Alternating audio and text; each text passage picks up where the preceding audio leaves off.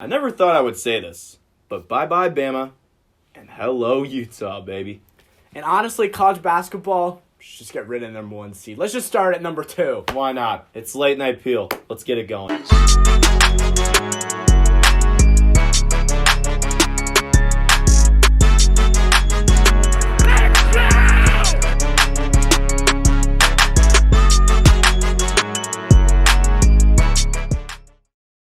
Good evening, everyone, and welcome to the Late Night Peel. I'm Trey Redfield. And I'm Nick Salai, and I hope everybody had a wonderful Thanksgiving, ate lots of turkey, watched football. It was a long bye week for us. It really was. But we're back on the grind. I missed you, man. I missed you. Miss you too. Yeah, it's just how I roll. So, we're gonna switch it up a little bit because we're getting freaky around here. It's finals. It's finals week. We're getting pretty political, if you know what I mean. But finals week is around, so I want to switch things up a little bit. We're gonna start with college football this time around, and I mean, why not? The hot topic is Alabama lost. I mean, what else is there? I mean, you miss a 30-yard field goal when it's 4th and goal. I could toe blow that thing. In high school, I literally toe blowed a 30-yard field goal. It could have gone from 40, I gotta say, but I won 3 free short stacks from IHOP after doing that. So yeah, I mean, I have to flex that. At the high school powder puff game. I mean, the kicker for Lyman Hall, my high school, she probably could have got that kick. Oh, she definitely probably. I don't know. Most definitely. I don't know what the deal is. Blair Walsh would not have gotten that kick, No, but no. it's Blair Walsh. So I mean, it's whatever. I mean, but with the miss of that field goal and Auburn getting lucky with the extra second that they got at the end of the first half, Alabama lost the Iron Bowl to Auburn by a score of 48-45. And they are now 12. Not one. In the playoff rankings. Give me one more after that. That is number 12 in the country. So, Nick, I got to ask you, we all know they're definitely out of the playoff. It's a 2-loss team. Everyone talks about, well, a 2-loss team can make the playoff. No, they can't. It's 4 teams. And it will stay 4 teams. But anyways, Nick, there's still room for New Year's 6 bowls. I mean, there's an opportunity, but is Bama going to be in that Yeah, action? I do think they'll still find a way to sneak in. I mean, it's Alabama. I mean, It's true. we can't see them in, like, a lower bowl. I definitely think they'll get a New Year's bowl. They're Bama. They have the credibility yeah, too. exactly, I feel like they'll play the team they'll play the group of 5 team just so they can just stomp on someone. But, I mean, Saban could probably care less at this point. Oh, Saban cannot care less whatsoever. Will coach, obviously, but he will not care one bit. Probably about the not, game. yeah. But I mean, anyways, we were talking about some playoff rankings. It stays the same. Ohio State at 1, LSU at 2, Clemson at 3, Georgia at 4, but Alabama moving down. Utah moves up to 5, and Oklahoma moves up to 6. So now, Nick, I mean, hey, the SEC championships this weekend in Atlanta, always a home game for Georgia with how good they are, but they have a tough task ahead of them in LSU. Everyone is expecting Georgia to lose. I expect them to do so. Who is the next man up, you think? Is it Utah or Oregon? Oklahoma. Utah or Oklahoma? So, if Georgia loses, I think if Utah wins, Oklahoma wins, all the higher ranked teams wins, Right. I think Utah gets in I there. think Utah does gets in there. But if Utah finds a way to lose, Oklahoma's the next Right, one, obviously. Right. And if Georgia beats LSU, it's going to be madness. It's going to be Can you imagine if Georgia loses, Utah finds a way to choke, and Oklahoma finds a way to just not come back from a big lead like how they did last time they played Baylor and Waco? I mean, holy cow. The 4th seed, man, would be rough. And I mean, if Baylor wins and Utah loses, they might be able to sneak in there. Who, Baylor? Yeah, Baylor beats Oklahoma. I mean, yeah, but they would not. Georgia would have to lose. Do you really think they would stand a chance against Ohio State? Oh, God, no. But I mean, with J.K. Dobbins and Justin Fields? I mean, I think Ohio State. We'll do predictions another time. Yeah, I mean, we're about to do them right now. So playoff predictions? No. Conference Okay, championship. okay. Conference championship predictions, which basically leads into the playoff. You're right. It's conference championship week, so we got the 5 best games, which is all 5 of the Power 5 conference championships, and we're gonna start with Friday night, Utah and Oregon in the Pac-12 championship game. Nick, does Justin Herbert and his squad find a way to beat the Utes? Really? Ducks are pulling it off. Well, no They're pulling out way. the upset. No I think they way. had one bad loss. What? They are a great team. Justin Herbert is the number one prospect going into the draft, QB wise, in my opinion. In your opinion. I think he's gonna be the top quarterback picked, and I think this experience is gonna get him above Utah. I think they'll pull out the win. Come on. Give me the Utes. Give me the Utes, Okay. man. I mean, Okay. they have such a good defense. I watched them this past week. They keep pounding it with that run game that they have. Again, they did the same. They did so against Colorado, and they've been doing that on the Pac-12 the entire season. I just think it's going to be very helpful for the Utes, and that's going to be the reason why they take this one in San Francisco. But you talked about quarterback prospects. I think the number one quarterback prospect is Joe Burrow, and that's the man who plays on LSU, who takes on Georgia in the SEC championship in Atlanta at 3:00.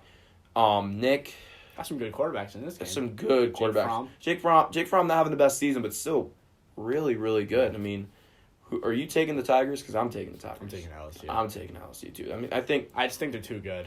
LSU is electric. Yeah. Electric, man. I mean, it's unbelievable. Georgia, they've had their weeks in the rankings, but I don't think they're gonna make a playoff spot. Yeah, no. Now if LSU loses, which I don't think they will, that LSU might have the credibility to stay in. It'll be interesting to see how the committee The committee. the committee decides where LSU goes, but we'll see next week after this weekend. Yeah, I just think LSU's going to easily take it. Mm-hmm. Plain and simple. But now, with the Big Ten championship game, we got Ohio State and Wisconsin, a rematch. After Ohio State kicked this Badger team to the curb, as expected. And Nick, even though it's in Indianapolis this time around, I expect the Buckeyes to do the same exact thing. They're going to roll all over the Badgers. Yeah, I mean, Wisconsin's pretty confident after taking out Minnesota for the 14th out of 15 times they've played the last 15 seasons. But Ohio State looks like unbeatable at this point. Yeah. Right now. Oh, they yeah. look very good. They are very, very good. And they could be potentially the first number one seed, or the first one seed to win the playoff, to beat a national champion. That's crazy to think about. It's only been a 4 seed and a 2 seed that's won it. You're right. So, but now, let's move on let's go to Baylor and Oklahoma. We're going to save the easy one for last, but Baylor and Oklahoma actually turned out to be a great game. Yeah. Last time. I mean, Oklahoma came back from like a 28-3, or 31-3 lead or something like that. I mean, Baylor looked like the Atlanta Falcons out there, plain and simple. So Nick, is Jalen Hurts going to find a way to get into the groove the first half? Are they going to take this one? I think the Sooners are going to pull out this one. I think so. I think as well. Jalen Hurts he needs to win. He does need to win. He's had a great season so far. He does need to win. He wants to capitalize. I think the fact that he's at Oklahoma and not at Bama, losing as a backup quarterback, capitalizes in itself. He has a lot to prove, in himself. Oh, but I think he's gonna emphasize that capitalization, and Oklahoma's gonna take this one. I feel like I've been pulling for Baylor as much as I have for Minnesota all season, but OU all the way, I think. Yeah. So, but now the last game, probably the easy one here, UVA and Clemson. I pick UVA just because I don't like Clemson. If you really want to. Nah, Clemson's going to win. Yeah, Clemson's They're going to win by a lot. Clemson's easily going to win. I mean, plain and simple. So they had the ACC awards just came out. Player of the Year and Offensive Player of the Year went to Travis Etienne. He's coming to my fantasy team next year. He's going to be good in the league. Oh, he's going to be OP. He's going to be good. But yeah, so with those conference championships, we obviously are predicting that it's going to be OSU, LSU, Clemson, and Utah. Simple. So, but yeah, it's gonna happen. I have Oregon winning. Oh yeah, true. I think Oklahoma gets the. You think first Oklahoma? spot. Okay. Yeah. Respect. So now college basketball. Boy, what is going on? Basketball's a mess, dude. It's unbelievable. There's really no such thing as a number one team in the country. But anyways, every week so far, the number one team has lost in that week. Yeah, but no team has been number one for 2 straight weeks. But a team that's joined that group into the mix after being unranked last week was Michigan, who really jumped 22 spots. They jumped 22 spots after looking impressive down in Bahamas during the Bad Boy Motors battle for Atlantis. number 8 Gonzaga, beat number 6 UNC. And they took down Oregon. No, they didn't take down Oregon. No. It was the Zags and UNC, and that's good enough. That was good enough to put them at number 4. I mean, when you beat 2 top 10 teams in a week, yeah, it says something about your team right there. But at the same time, they did lose by 15 to Louisville in their Big Ten ACC Challenge game. They only put up 43 points on Louisville. That's praise to Louisville on their defense, but that's like a Syracuse moment right there. You can't do that. That really is. But yeah. So is Michigan? Is Michigan the real deal? You think? I think they're still the real deal. I mean, that's Okay. the number 1 team in the country. They Sure. only lost by 15. It could have been a lot worse. I think they'll obviously move down. You said number 1 team in the country, and that's Louisville. Yeah. Are they the real number 1 You team know in what? the country? I know it's tough to say and stuff, but I really think they're the real deal. Oh, you think so? They have 4 players averaging double-digit points so far this year, including Jordan Nwora, who's averaging 22 for them.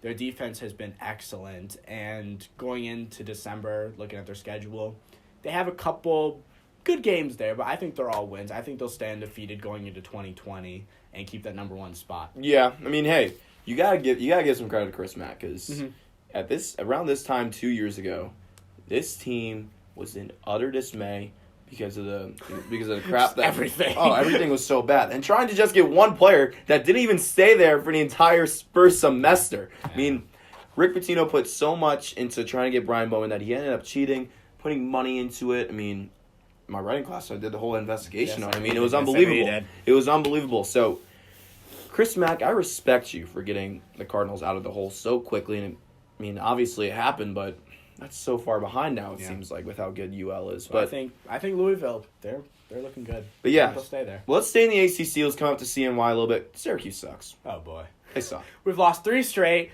Oklahoma State, Penn State, Iowa. We're 0-4 against Power 5 conference teams. When they see that, when the committee sees that, they're like, "Oh, I'm gonna burst your bubble. You guys suck." Plain and simple. I mean, it's unbelievable. The only thing I feel like the only thing that can really save them is playing well in the ACC. Yeah. And can they play well in the ACC? I don't know. Jim Boeheim's got to do something.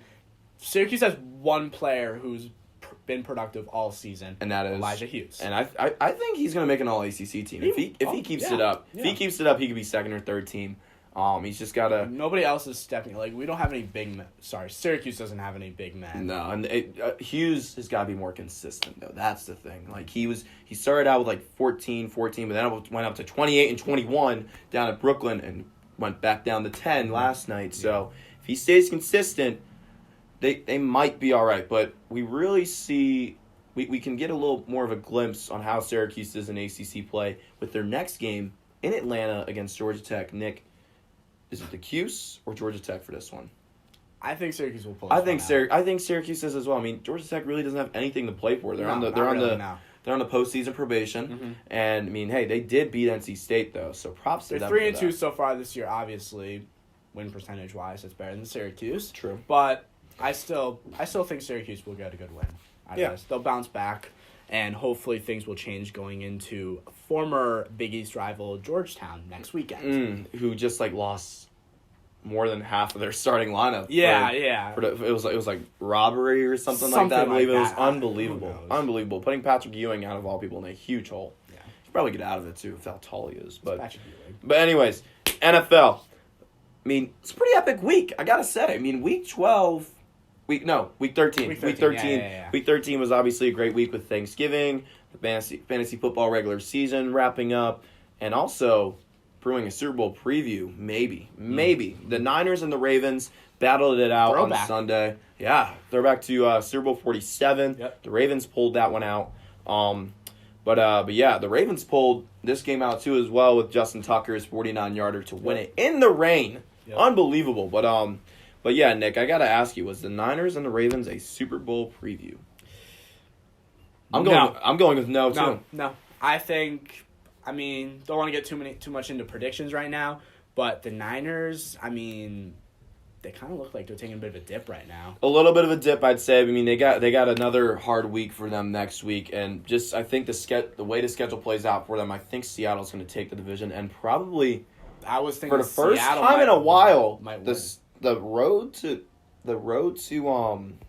Miami he's gonna have to go through the Pacific Northwest. Yeah.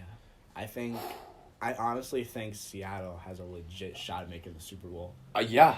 Yeah. Yeah, I mean, I'm thinking of other NFC teams, and just I can't see another team beating them. we'll get into the NFC teams during the predictions, but I Yes. mean, let's move into the AFC, or let's stay in the AFC. My bad. We'll stay in the AFC. The Patriots. You want to take this one? They lost to the Texans 28-22, correct? Yeah, Yes. but like the score doesn't really show it. The Texans were... They did almost come back though. If Brandon Bulling got that onside kick at the end of the game, they would have taken down the field and they would have won. But that doesn't. The Texans looked like they were slacking a little at the end of the game. They're like, "Oh, we're up by 20. Let's just chill out a little bit." And then the Patriots started making some noise. They're like, "All right, we gotta be for real." Right? Yeah, I guess. But So, I mean, anyways, The they can't do anything. Tom Brady doesn't. I mean, not Tom Brady specifically, but the offense. He doesn't have any help. I mean, he has a great offensive line. Don't get me wrong, but Brady isn't really helping himself out either. He's playing worse than Mitchell Trubisky, and if you're playing worse than Mitchell Trubisky, there's really an issue. But at the same time, Brady doesn't have the most amount of help. I'm gonna bring up a quick tough question about Tom Brady, and who knows how much hate I'll get for saying this about Tom Brady's legacy, but has he been helped his whole career by the receivers and pieces around him? By help around him, I would say somewhat. Yeah, I mean, but every great quarterback has found like an ideal go-to guy. I mean, Joe Montana had Jerry Rice. Joe Montana had Dwight Clark.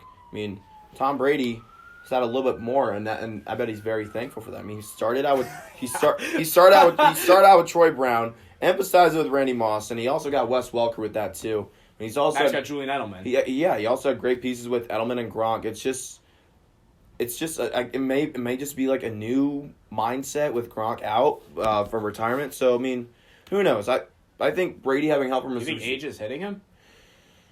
It could be, but I don't think the reason why Brady's so good is because he's gotten so much help from good receivers. He's thrown to 75 different receivers for touchdowns, That's crazy. The most in the league. So he's able to work around it. He's won games where there's only three healthy receivers on the depth chart.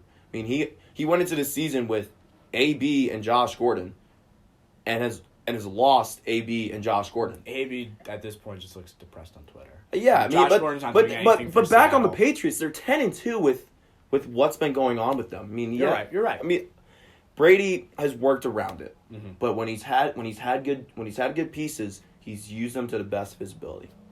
So it was just a question I put in the air. yeah, I know, but Great question. I got to defend my quarterback, but Can I defend my quarterback? no, we're gonna Drew Lock. We got to go quick, Drew but Lock looks good. But yeah, let's talk coaches a little bit as we're getting into the last quarter of this regular season. Ron Rivera was fired on Tuesday by the Panthers. So we're gonna play a little game of hot or not. Like that old Tinder app that there was like back in like the Vine days. We're gonna play that, but with That's coaches. still, I hate to blame this to you, Boomer, but Tinder's still a thing today. Yeah, I know. Have you seen kids on campus? Yeah, no, I they're got using that. I got that. But constantly. there was hot or not back in 2013, I'm 2014. not a Tinder user. So I'm I not a wouldn't Tinder know. user either. So I mean, anyways, hot or not, we're gonna start with Jason Garrett. Hot. He's hot. He's hot, but Jerry Jones won't do anything about it. Yeah. They're like BFFs. His seat is his butt's. He should have been fried fired right now. so long ago. That's all he does. This is all he does. All the damn time. I don't. He's never gonna be fired. Like No. Until the day that Jerry Jones passes away, he's not gonna be fired. Yeah, probably not. But yeah, let's move over to Atlanta once again with Dan Quinn. I mean, he started out the season like 1-8, but the Falcons, like the players have started to show like compassion for him playing A little late in the season. Yeah, a little late in the season, but they're playing hard for their coach, and that's what I love to see. Yeah. But Nick, is Dan Quinn hot or not? Nah, I don't think he's. Yeah. I mean, they had a good win against New Orleans a few weeks ago, right? They did. Yeah. They did. So And they crushed Carolina, who they get this week. I think he's good. Yeah, I think he's good. Yeah. But now, Nick, how about give me these two? What about Freddie Kitchens, Trey? Freddie Kitchens. Oh boy. I mean, if he stays mediocre this season, he's gonna start on the hot seat. But right now, he's not. Okay. But it will turn into hot sooner than later. I mean, look, you got the paper champs right here. You got OBJ, Jarvis Landry, Baker Mayfield. You got Nick Chubb and Kareem Hunt, and you win 5 games. There's a lot of talk about people really thinking the Browns have ruined OBJ's career. Yeah, Like the future of it. because I mean he's a valuable decoy, to say the least. I mean Jarvis has been popping off this season because He's of gone Odell. 6 games without 100 yards receiving, I think. Because everyone knows he's good, but it's on him to work around it, and it's on Kitchens to find a way to use Odell more. And if he doesn't really do that, it could just turn to utter dismay, leading him to the hot seat. Lastly, Trey, what about Pat Shurmur? Pat Shurmur is definitely on the hot seat. Yeah, This Giants I team agree. sucks. Plain and simple. They suck. They got Eli starting this week. They do? Yes, you didn't see that? What? Yeah, he's starting What? this week. Daniel Jones is out with an ankle injury. Eli's back. Okay, so maybe they'll use Saquon more for my fantasy playoffs. I mean, but anyways, Shurmur is on the hot seat. I mean, I'm telling you, they're just not that good. They've only won They have 2 wins. they've won 6 wins. They've gotten 7 wins in the past 3 seasons. So, I mean, yeah. I Shurmur, thought you would have heard about Eli. Nah, I feel like but- an hour ago. his butt's burning right now. I'll tell you that. But let's go. Let's do some rapid fire predictions. Starting with the Ravens and Bills. Just quick. Ravens. Ravens. Yep. I'm taking the Bills. All right. The Bills. They're at home. The Bills just play Lamar really well at home. Jackson's the GOAT, so. Yeah. Niners, Saints in the Dome. What do you got? Saints. Saints. Yep. Yeah, I'm taking the Saints. 2 hostile environments, and both home teams are going to win. And here's another hostile environment. Chiefs going into New England. I got the Patriots. Chiefs. What? Yep. Next question. You're whack. You're whack. But Seahawks, Rams. Last time we saw the Rams last time the Rams were on prime time, they got spanked. Nick, I think they get Is that the spanked. first game that Cooper Kupp didn't do anything? Or was that Oh no, that was like the second or third. Okay. But I think the Rams get spanked again by the Seahawks. I think the Seahawks win. The Seahawks are going to pounce on the opportunity being the overall Take from top seed. away the tiebreaker in the NFC at the top. Yeah. Sole position. But yeah, let's talk about James Harden for a hot second. We all love James This Harden. man dunked it against San Antonio, and it seemed like the ball popped out, even though it went through the net. It just went out a weird way. The refs and they called it waved no off the basket. point. You know how many points the Rockets lost by? 2. And now they're talking about giving the Rockets a win for this. So yeah, it's either the Rockets get a win or the Rockets and Spurs replay the last 7 minutes and 50 seconds of the game. Is that really what? No way. Yes. Okay. And the Rockets don't want to file a report or a dispute, but if they have to, they're ready to. They're ready to. I mean, hey, It's interesting. not? I've never seen something like this. I've never seen something like this. I kind of want to see them replay 7 minutes. It's kind of like a 2K game. Yeah. When you save it and then go back a week later and play it again. I can see that. Yeah. I mean, Should who be knows? interesting. But it's 1 month into the season. It's crazy. I mean, quarter away. there's no Zion though. There's no Zion. I want to see Zion. Yeah. So Zion, he's been out 7 weeks already. And so he's There's- coming back this month. Hopefully, Hopefully, yeah. there have not been many updates about what's going on with him. It's scary. This young player in his rookie season has a knee injury already that's keeping him out. Hopefully it's just a little bump in the road and he's fine. But now Luka Doncic, cash, OP. he's Gamer. averaging He's almost a gamer. triple double this season. He's averaging, I think it's 32, 10, and 9. I believe. Yeah, I think so. Something like that. Can you imagine Doncic averaging a triple double? That'd be crazy. That'd be at epic. 20 years old. And the Mavericks aren't they're not bad either. They're 4th in the Western Conference right Yeah. now. Well, I mean, at the same time, they have the worst bench in the league. You cannot debate I against know. that. The starters are carrying them. Yeah. But still, 4th place. They It's beat pretty- they it's- beat my Lakers the other night. It's amazing how Doncic is playing so well when his back is just, oh my God, it's cramping all the Oh, time. yeah. I'm Yeah. carrying the team. Oh, yeah.